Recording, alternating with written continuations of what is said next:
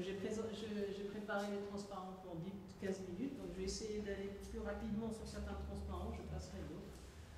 Donc moi je vais essayer de vous parler un petit peu de ce que c'est que le Big Data quand on parle maintenant effectivement de récolter pas mal de données. La technologie nous le permet de plus en plus et on se retrouve maintenant avec des grosses bases de données. La question c'est comment traiter ces grosses bases de données, puisque les méthodes classiques telles que les statistiques ou d'autres méthodes ne peuvent plus à cause de données qui sont massives et que le calcul est trop important pour qu'on puisse les traiter de cette manière.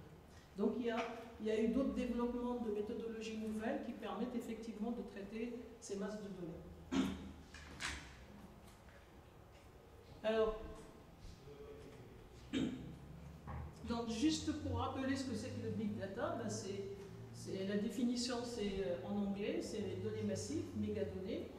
Et en fait, au-delà de la taille des données, en fait, qui peut être une contrainte pour les analyser, il y a le problème de la complexité. La complexité des données, elle est aussi importante parce que maintenant on a des données qui sont hétérogènes, avec des images, des vidéos, des mesures capteurs, etc. Multidimensionnelles parce qu'on peut aussi analyser les données en termes de caractéristiques, mais aussi en termes d'évolution temporelle et spatiale. Donc il y a deux dimensions qui se rajoutent. Traiter les données conjointement avec ces trois dimensions, c'est pas facile.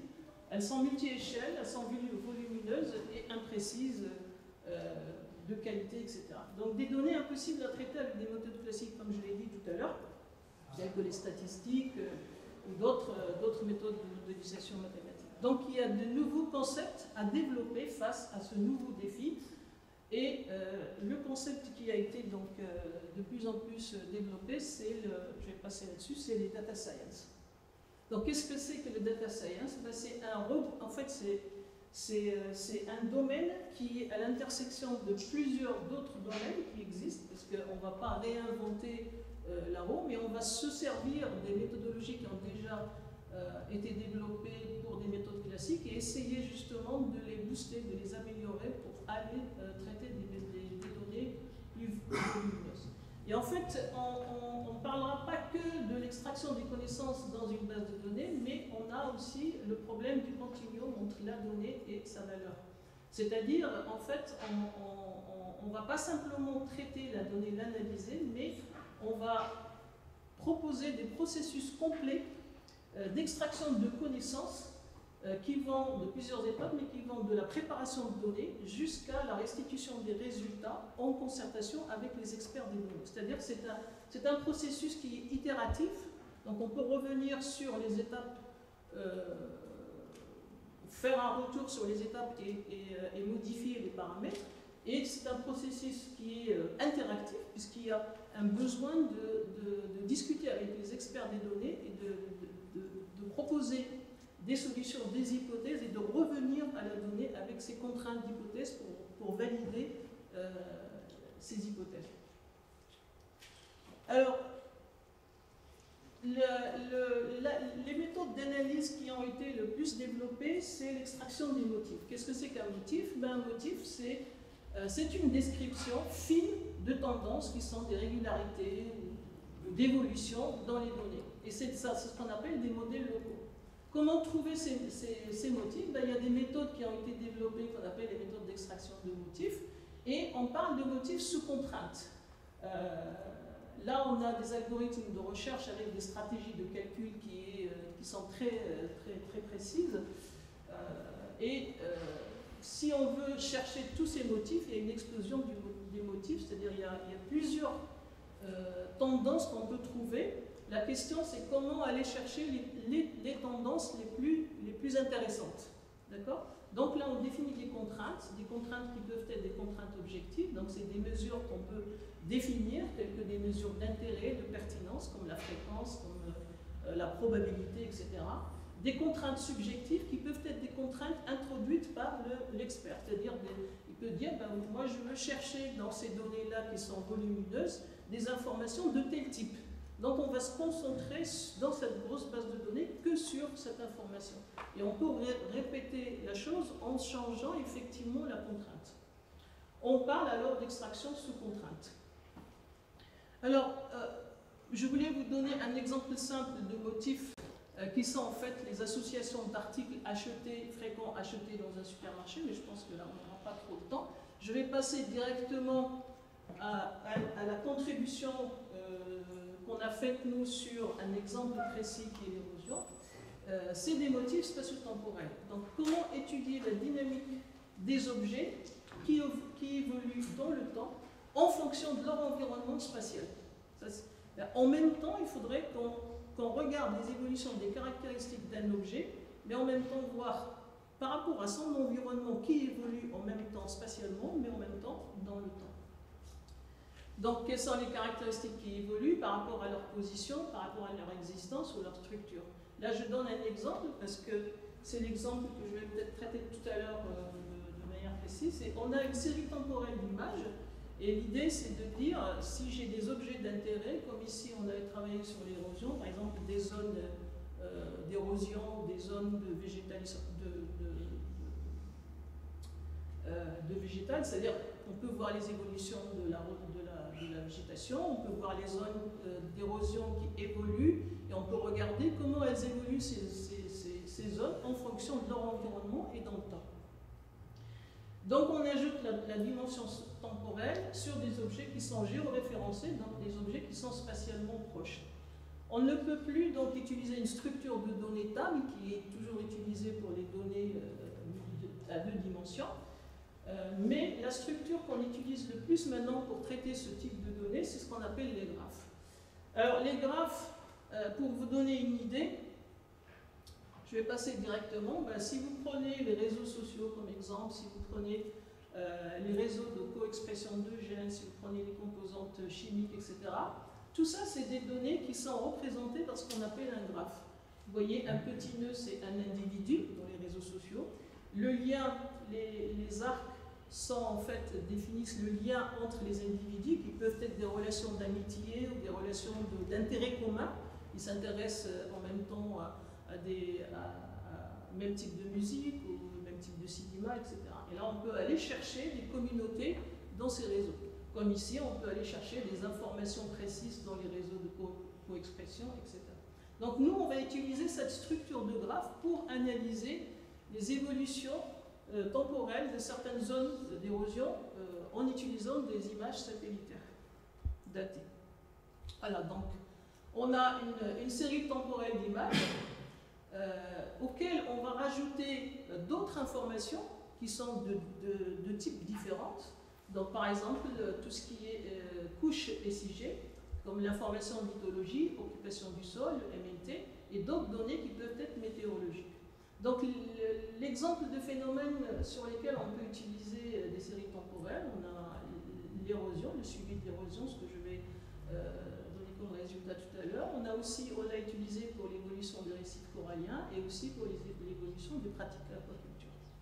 Donc pour vous expliquer comment ça marche, comme j'ai dit tout à l'heure, c'est pas simplement l'analyse de la donnée qu'il faut faire, mais c'est tout le processus qu'il faut proposer, de la préparation de la donnée jusqu'à la restitution des résultats, en passant par des modèles, des prototypes de visualisation qui permettent en fait à l'expert des données de pouvoir interpréter ces résultats.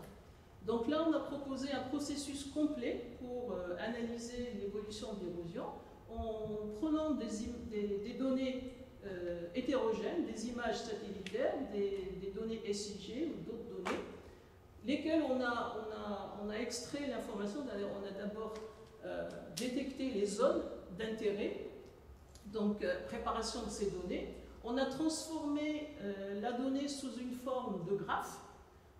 Chaque nœud, c'est une région, d'accord? Et ça, elle est décrite par ses caractéristiques. Est-ce que c'est une zone avec un type de végétation? Est-ce que c'est une zone nue, c'est-à-dire sans végétation?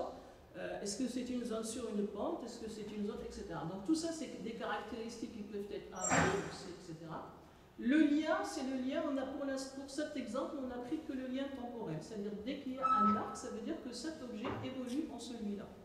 Et l'idée ici, c'est que pour arriver à trouver donc une évolution dans une zone, on va trouver justement des chemins on va dire pondérés, on va voir pourquoi pondérés, qui vont caractériser une évolution particulière de certains objets, de certaines régions.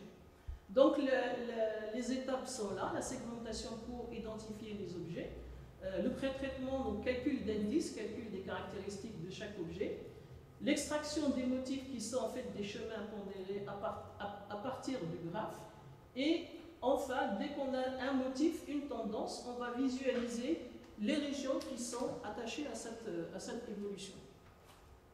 Donc pour donner un exemple, on a travaillé sur plusieurs zones, sur plusieurs images. On a travaillé sur deux images, sur une zone avec 2 dates, et on a travaillé sur une zone où on a 5 dates. Je vais vous exposer rapidement les zones à 5 dates. Voici un motif qui apparaît plusieurs fois. On voit bien que, en fait, il y a une évolution de certaines régions ici qui sont en rouge, d'accord?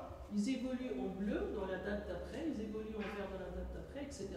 Mais en fait, ils évoluent avec une caractéristique qui est la même. Ils restent toujours avec une rougeur très haute. Vous savez que le sol de Nouvelle-Calédonie est très rouge, donc cet indice de rougeur nous permet de savoir s'il y a une forte rougeur ou une faible rougeur. Ça veut dire que c'est des zones qui n'ont pas de végétation et qui évoluent, mais en gardant toujours la même caractéristique. Mais ce qu'on peut voir, c'est qu'en fait, leur superficie, elle grandit. On voit que certaines zones grandissent. Donc ça, c'est un motif qui montre une évolution, en fait, pas d'évolution, mais on voit spatialement que ces régions se propagent. Là, on a un exemple d'évolution où la rougeur qui était faible dans une date, dans la date suivante, elle est restée faible, mais dans la 3e date, elle a augmenté, mais que pour des régions qui ont une pente comprise entre 3, 6 et 30. Mais on voit, là, en fait, on a le nombre de régions qui évoluent, qui ont cette évolution. Alors, tout ce processus, en fait, on l'a intégré, on l'a implémenté et intégré dans une interface qui est une plateforme gratuite qui s'appelle Canal, et on peut l'utiliser, il est disponible, il est gratuit, avec même le prototype de visualisation.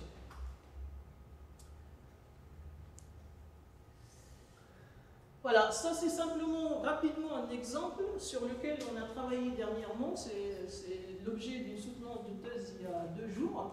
On a travaillé sur les évolutions des bassins d'aquaculture. Voici les bassins qui ont été segmentés. Et on essaie de regarder l'évolution des bassins, mais avec des bassins qui sont connectés entre eux. Et là, par exemple, on montre un groupe de bassins dans lesquels, en bleu, c'est des bassins qui sont abandonnés, en rouge, c'est des bassins qui ont été actifs, et on voit que d'une date à une autre, ces bassins deviennent de plus en plus inactifs. Pourquoi? Abandonnés, parce qu'en fait, il y a une maladie qui est apparue dans ces bassins, et le fait que ça soit connecté, en fait, cette maladie s'est propagée, et ça a fait, en fait, une pratique fermière ou d'abandon, en fait, de ces bassins au lieu de trouver une solution. Voilà, donc là, ces travaux ont été financés par des projets. Le projet ANR qui était le plus important des projets, et d'autres projets qui sont régionaux, le CNRT, des projets avec l'IAC, avec KNS, etc. Les collaborateurs locaux, comme Frédéric Foulois qui travaille avec moi, et des collaborateurs qui sont de métropole, ou des gens de l'IAC ou l'IFREM. Voilà. Merci. Merci beaucoup.